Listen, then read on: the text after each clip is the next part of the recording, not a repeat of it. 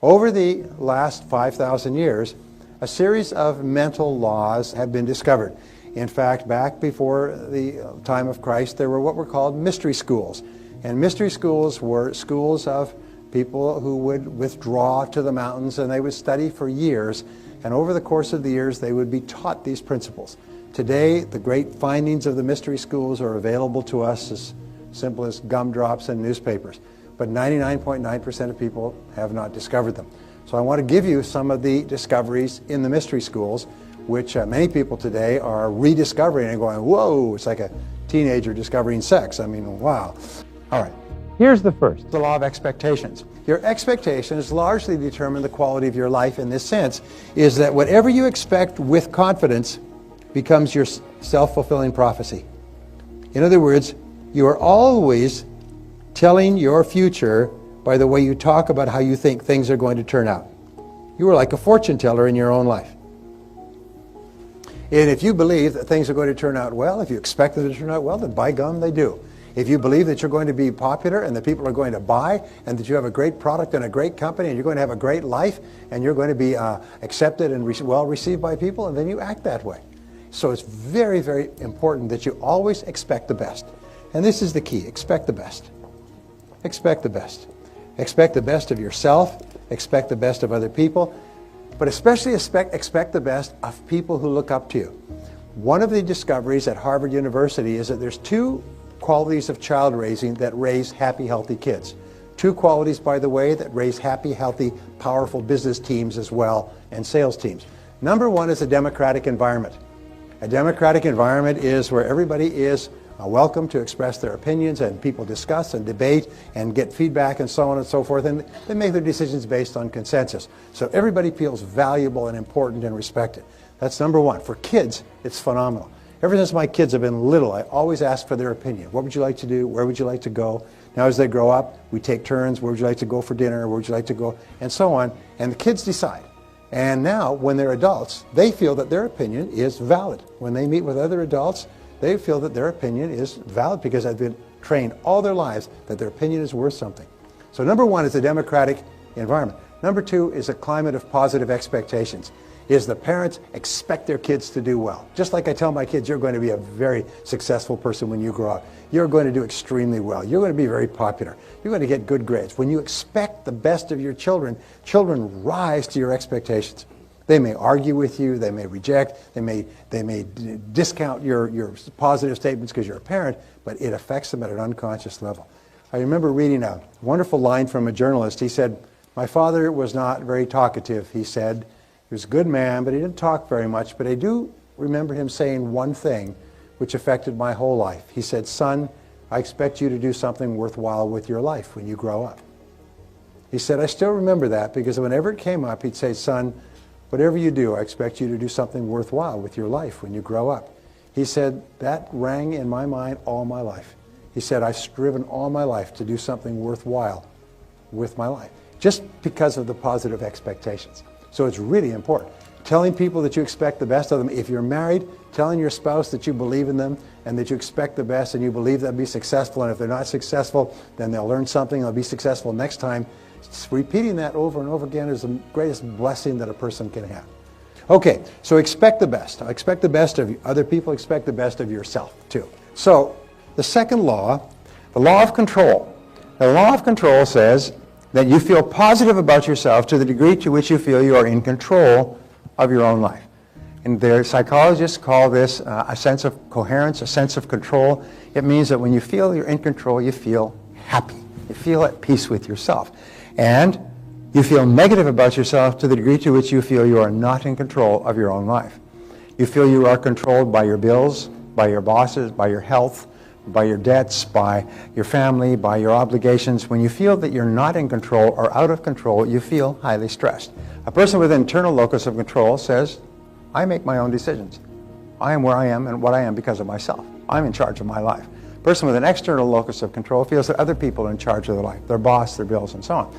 The people with a high internal locus of control feel really, really good about themselves. They feel powerful, they feel empowered, they feel strong. And here's an interesting point, is you can never give away control, except to other people. You can give away your control to other people, but you still remain responsible. We'll talk about this later. So control begins with your thoughts, and your thoughts determine your feelings, and your feelings then determine your actions. I have a friend who has a little stick-on that he gives you to stick anywhere you want, and it just says C-Y-T. Control your thoughts. Control your thoughts. And if you control your thoughts, you can control everything else. Your thoughts are the guidance mechanism of your life. So control your thoughts. And when you control your thoughts determine your feelings. At the University of Pennsylvania, they did 22 years of study, and they came up with a concept called explanatory style. You've heard the NLP people talk about framing and reframing. Well, explanatory style says that the way you explain things to yourself largely determines your emotions, largely determines your thoughts, your reactions, your responses, largely determines the total quality of your life, how you explain things to yourself. And so if you explain things in a positive and constructive way, then what happens is you respond positively and constructively, you feel differently, you take different actions, and you get different results. Now the next law is one of my favorite. It's called the law of correspondence. I love this one. It's kind of a summary law in many ways, and it has an equation, and the equation is this. This is my favorite equation. Remember this for the rest of your life. The law of correspondence, which is talked about in the New Testament, the Old Testament, and many of the old books, simply says, as within, so without. As within, so without. What it says is that your entire world around you is a mirror that reflects back to you your dominant thoughts. We say, wherever you look, there you are. It's almost like you live in a 360-degree mirror. And wherever you look, you see yourself reflected back. Now, the 3 or 4 places where this is most common is, first of all, your relationships. Now, remember, human beings are extraordinarily sensitive, so that if you have negative thoughts going on about anything, you affect the relationships close to you instantaneously. They'll pick it up across a crowded room. Women, by the way, are far better at this than men. Men are kind of like blocks of cheese, but women are like high-tech computers. If you ever had an experience, every man's had an experience, they phone home, they say, hi. She says, what's wrong? That's all you said is hi or hello. She said, what's wrong? Is it your boss again? How did you know? A woman can pick it up with a single word. You can walk in the door and say hi, and she'll just go, instantly, she'll just read it. With regard to relationships, your relationships almost instantaneously will show you what's going on inside your own thoughts. If you're feeling happy, your relationships will reflect it immediately. If you're unhappy or angry for some reason, they will reflect it immediately. A second area, by the way, has to do with income. Is your outer world of income will be determined by your inner world of attitude toward money, earning, productivity, performance, and everything else. With regard to your health, your inner world of attitude toward health, food, diet, fitness, everything else determines your external world of health. And so, and also to success. If you believe that you're going to be a big success, if you believe it on the inside, then you'll see it, it'll be reflected back to you in your outer world. Intelligent people realize that whatever they see in their outer world is coming from themselves, so they always ask this great question, is what is it in me? What is it in me that is causing what's going on in my environment? Now this is the question of the superior person.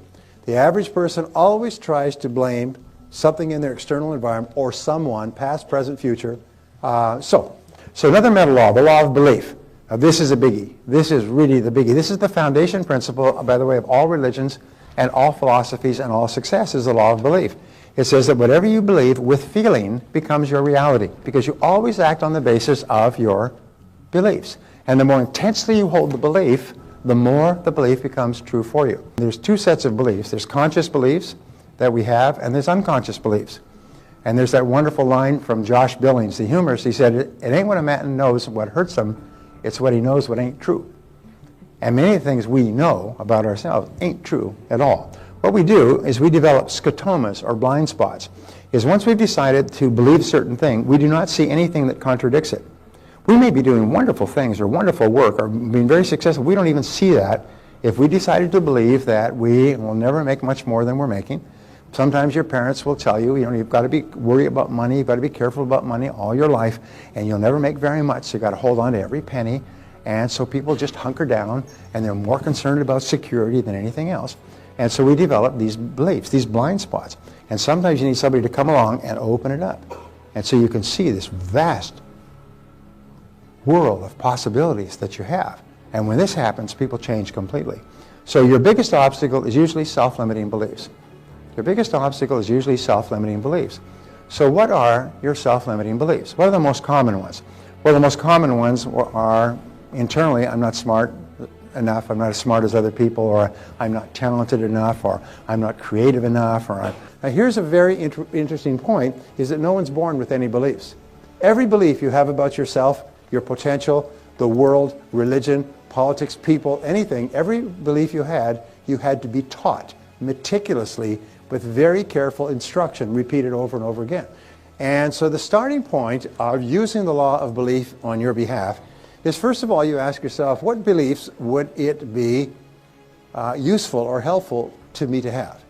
And imagine that you could go to the belief store and buy a belief, like a piece of software, and program it into your hard drive so it became part of your operating system. But you could only choose one belief. What would be a good belief to buy? Well, a friend of mine spent 18 years studying the biographies of more than 500 men and women who had started with nothing and became successful. And he was looking for the common denominator of success, and he found it. He found that every single one of these people throughout their lives absolutely believed that they were going to be a big success. They absolutely believed they were going to be a big success when they grew up, and no matter what happened to them in their adult lives, and they never lost sight of that. Like the three wise men following the star, they felt that everything that happened was part of the process. Every setback was a lesson. Every pain was something sent to teach them something that would be helpful, and they never stopped believing in themselves. So if you could buy one belief, the belief is this, is that you are destined to be a big success, that you have incredible potential, that you're surrounded by incredible opportunities, and that you're going to be a huge success in life, and everything that's happened up to now is part of your preparation. So challenge your self-limiting beliefs. Don't ever say, I can't do that, or I'm not good at that, or something else. No, wait and say, wait, what if that's totally false? What if deep down inside you had the ability to be extraordinary at something that's important to you? Whether it's skiing or skydiving or mathematics or selling or earning money or running a business. You probably have more ability than you can dream of. But don't sell yourself short. Now in the Bible it says, according to your faith it is done unto you. That's one of the most important principles of the New Testament. In the Old Testament it says, as a man thinketh in his heart, and the heart stands for the subconscious mind, which means a deep belief, so is he, or so is she. William James says, beliefs create the actual fact. Is that if you have the belief, it actually becomes the fact, because you always act in a manner consistent with the belief, and as a result you get the results consistent with your actions. And you can control your beliefs. Is it easy to change your beliefs, especially old negative? No, it's not easy. Is it possible? Absolutely. Is it easy to lose weight? No. Is it possible? Of course it is. Okay, the next mental law is the law of attraction. The law of attraction says that you are a living magnet, and you attract into your life the people and the circumstances that are in harmony with your dominant thoughts. Is you're a magnet, and whatever is in harmony, the people, circumstances, ideas, money, resources that are in harmony with your thoughts, you start to attract into your life. In the universe, all energy is in a state of vibration, including mind energy. Now your mental energy, mental energy travels at the speed of light. It travels, and it's so fine that it goes through any substance. You can think a thought here, and it can connect with someone on the other side of the world. There are many examples, by the way, in World War II, where a person's son was killed in the Pacific, and they woke up straight out of a dead sleep in the middle of the night, instantaneously, and it wasn't until days later that they learned that at that moment on the other side of the world their son had died. You'll have occasions throughout your life where you'll think of a person, the phone will ring, it'll be them. Or you'll think of doing something and you open the newspaper and there's an article on the exact same subject. So your mind is incredibly powerful, but it is a neutral law. If you think negative thoughts, you'll attract negative things into your life as well.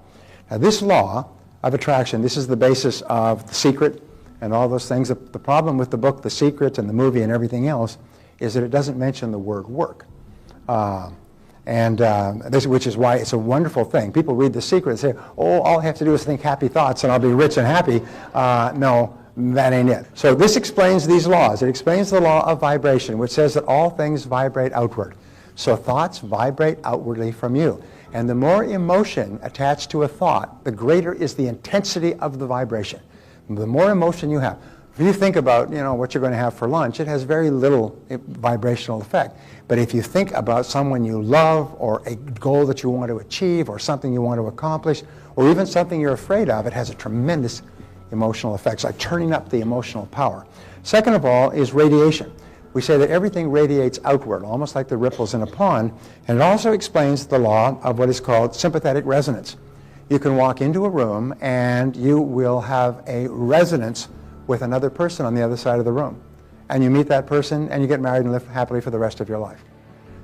If you were to take a piano and put it on this side of the room and put another piano on this side of the room and then take a tuning fork and hit the note, not tuning fork, just hit the key of C flat, bang, and so it goes bang, and you walk across the room, the key of C flat on the other piano will be vibrating to the same harmony as this piano.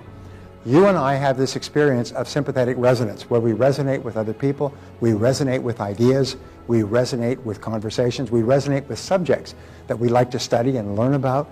We have this all the time, and that is the law of attraction. It means that something within you is resonating within something outside of you. If you want to be really successful and you see successful people and you start to resonate with their accomplishments, you start to become more like them. Now here's an important point that people don't realize. This also explains what is called the law of repulsion. Now the law of repulsion says that if you hold a negative thought, you repel anything associated with that thought out of your life. So many people are brought up to look down on those who are successful, to criticize successful people. This is fatal, because if you criticize successful people, even in your heart, it drives success out of your life. It guarantees that you'll never accomplish anything with your life. You'll always be miserable and unsuccessful. If you criticize wealthy people, they'll never be wealthy. And so therefore, it's so important for you to admire people who are enjoying the success that you desire. If you admire successful, happy people, you create this sympathetic resonance and you begin to attract into your life people and circumstances and ideas that will enable you to be like one of those people. When people criticize other successful people, it has no effect on the successful people. It doesn't hurt them at all. They don't even know and they don't care, but it destroys the criticizer's chances for success. One of the characteristics of poor people is they look down on rich people. Now, what is the chance of them ever having any success in life? In the zero range? It's probably nothing. They'll never be successful, and they'll never understand that their own mentality is what drives out all possibility of success from their lives. So always admire success, and always want for others what you want for yourself. If you want to be a big success and you see somebody successful, say, that's great, congratulations, that's wonderful, because if you can get it, I can get it. Abraham Lincoln once said that some are rich as proof that others can be rich as well. And so what we do is we look up to successful people. The next law is called the law of subconscious activity. The law of subconscious activity basically says that your subconscious mind functions automatically. It is like clay. It takes the imprint of your conscious thoughts, and then it makes all your words and actions consistent with your previous programming. It makes your words and actions consistent with what you've put in the past. It's sort of like if you program your computer, what do we say? GIGO stands for what? Garbage in, garbage out, but it also means good in, good out. So if you reprogram the commands going to your subconscious computer, you get new programming. The work at the University of Pennsylvania says basically that we see the world based on what is called our interpretive style. And your interpretive style is the way you interpret things to yourself. So if you change the way you interpret things to yourself, your attitude toward everything changes. Sometimes just challenging one thought can transform your life. I'll give you a quick story. Once upon a time, there was a young guy, grew up in a family. His father was a Fortune 500 executive, extremely wealthy. This kid grew up, he had everything, he had servants, he had money, he had everything else. He grew up spoiled beyond belief. And his father was busy working and so on. But for one reason or another, he grew up and he was very spoiled. He was pushy, he was arrogant, he was rude toward the servants and toward other people. And the father realized he had raised a really spoiled, wastrel type kid because he never had to work for anything in his life. Well, the young man went off to college, completed college, reasonable grades, and then he came back and he said, okay, Dad, get me a job. Nice kid. So the father said, all right, I will get you a job. And the father realized he'd made a mistake with his son, and he wasn't quite sure how to help him. But he got him a job with another Fortune 500 company, and the young man went to work, and after 18 months, boss called him in and said, you're fired. We don't want you around here anymore. Your work is low level. You're not very competent. You're fired. Get out. He comes home. He's been fired. His father said, well, I'll see if I can get you another job. So a couple of months goes by, his father gets him another job. He goes and he works for 18 months at this job. This time he works really hard because he's determined not to be fired. After 18 months, boss calls him in and says, you're fired. Get out of here. Kid goes home, and this time he's in mid-20s. He's really upset and angry. His father says, well, let me see what I can do. I'll call around. And this time he gets him another job. 18 months later, he's fired for incompetence. He does this 4 times. And then the son discovers when he's about 28, 29. By this time, he's working hard. He's working long hours. He's working himself silly so he could do a great job, so he could really work up. And he's doing a great job. He's gotten better and better, more disciplined, more focused, and everything else, but fired 4 times in a row from major companies. And then he finally finds out somebody lets him slip. And he said, well, why am I being fired? He said, well, that was the deal. He said, what do you mean, deal? He said, well, the deal was, I told your father I would put you on for 18 months, and he agreed as long as I would fire you at the end of 18 months. He said, quite honestly, you've done a fantastic job here, one of the best people we've ever seen, but that was the deal. This young man went home, and he was now he's in his late 30s, he is so mad. He gets into a shouting contest with his father. He swears at him, he says, that's it. He said, I will never talk to you. I will never have anything to do with the rest of my life. He walks out, leaves. He gets his own job this time with a Fortune 500 company, becomes a crack executive, moves up to a senior position. He's well paid, well respected. And at the age of 38, he's still mad. He's talking to his spouse or something else and about his father and what his father did all the way in his 20s.